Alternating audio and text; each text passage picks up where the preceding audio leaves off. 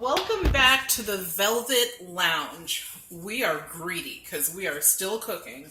So one of the things I want to show everyone is how you can grow a bounty of vegetables in your house in the wintertime in New England. So I had a thought because I was watching a show on one of my favorite channels, Vice, and folks were talking about legally growing marijuana using quadroponics.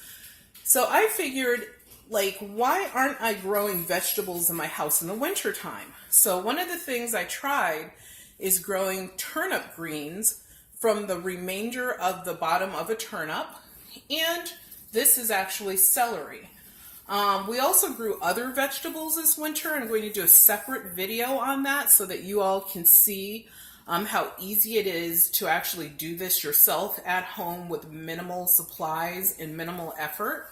But one of the things I'm going to do today is actually show you how to recover or harvest your vegetables. And then I'm going to show you in a separate video that I hope you all watch. Please right now subscribe to our channel so that you can remember to come back to it. And in that video, it'll show you how I cook these fresh turnip greens. So what I'm going to do right now is I actually will take off a piece of the green, and you can see it is incredibly healthy. I did not use any pesticides. I never use any fertilizers or herbicides or insecticides at all. And plus this was grown inside of my house, so you don't have to use that. But even in our gardening outside, and we have several planting beds, we never use chemicals because we use well water and we have lots of wildlife, and it's just something that we refuse to do. We don't care what our lawn looks like, and it actually does pretty well. But once again, look at this leaf. Look at the size of this. You know, you can do this without chemicals. It is so easy. And what I ended up doing is taking some turnips, and I actually cut the bottom of the turnip off so that the root part still existed. And I took that and put it in water for a certain amount of time. And after a while, the plant actually started to gain more rooting system, and it also began to grow the greenery at the top. When it got to a certain point, I simply transferred it into a pot that I had in my garage, and using a natural pot is always better. Know what your pots are made of, because sometimes they're lined with lead paint or other chemicals that can be harmful. But this pot, I did not treat it in any way. So I simply took a clay terracotta pot. I put my potting soil in there, which I got out of my yard and from our compost. And I also, just put a little bit of eggshell. It is one of my layers in here.